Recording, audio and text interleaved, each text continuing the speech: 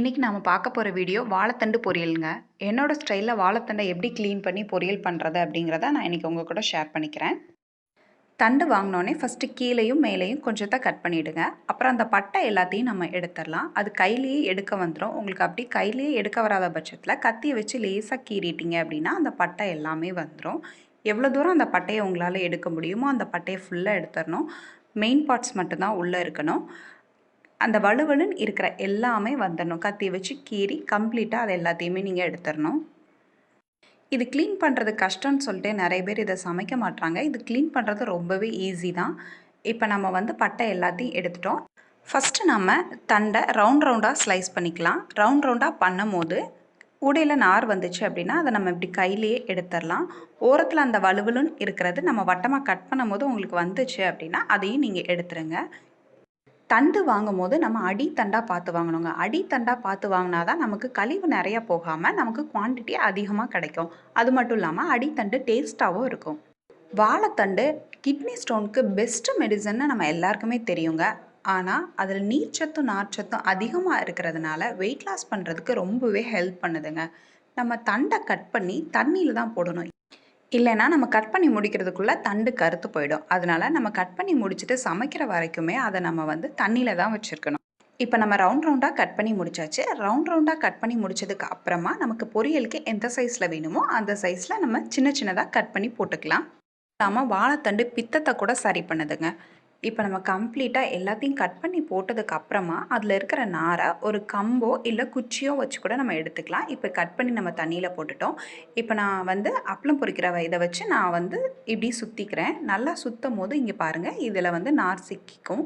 இப்போ இதில் எடுத்துகிட்டு நம்ம இதில் இருக்க நாரை எடுத்துடலாம். இது நீங்கள் ஒரு குச்சி யூஸ் பண்ணீங்க அப்படின்னா இப்படி அந்த கட் பண்ணி போட்டிருக்க பீஸ் கூட அதில் ஒட்டாது. குச்சியில் நார் எல்லாமே சுற்றிக்கும். ஒரு 2லேருந்து 3 தடவை நீங்கள் குச்சியோ அல்லது கம்பியோ வச்சு நீங்கள் நல்லா சுற்றி எடுத்துட்டீங்க அப்படின்னா அதில் இருக்க நார் எல்லாமே ஈஸியாக வந்துடும். யூரினரி இன்ஃபெக்ஷன் இருக்கிறவங்க இந்த தண்டை வாரத்தில் 2 நாள் பொரியல் பண்ணி சாப்பிட்டிங்கன்னா போதுங்க. உங்களுக்கு அதுலேருந்து நல்ல ரிலீஃப் கிடைக்குங்க. இதை ட்ரை பண்ணி பாருங்கள், கண்டிப்பாக பலன் இருக்கும். இப்போ நம்மளோட தண்டு ரெடி ஆகிடுச்சு. இப்போ நம்ம அதை பொரியல் பண்ணிடலாம். பொரியல் பண்ணுற வரை அதை தண்ணியிலே இருக்கட்டும். ஃபஸ்ட்டு பொரியலுக்கு தேவையான மசாலாலாம் நம்ம அரைச்சிடலாம். நான் 1/4 டேபிள் ஸ்பூன் மஞ்சள்தூள், 1 டேபிள் ஸ்பூன் சீரகம், 1/2 டேபிள் ஸ்பூன் மிளகு எடுத்துக்கிறேன். மிளகு காரம் உங்களுக்கு கொஞ்சம் ஜாஸ்தியாக வேணும் அப்படின்னா மிளகோட அளவை நீங்கள் கூட்டிக்கலாம். நான் 1/2 டேபிள் ஸ்பூன் தான் எடுத்திருக்கேன்.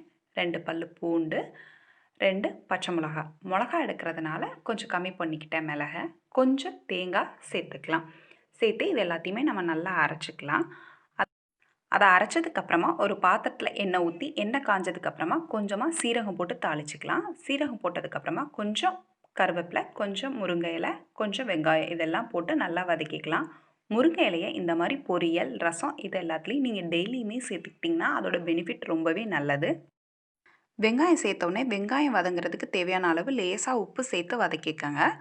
உப்பு சேர்த்து வதக்குனதுக்கு அப்புறமா நம்ம தண்ணியில் போட்டு வச்சுருக்கோம் இல்லையா தண்டு, அதை நல்லா தண்ணியை பிழிஞ்சிட்டு நம்ம இந்த வெங்காயத்தோடு சேர்த்துக்கலாம்.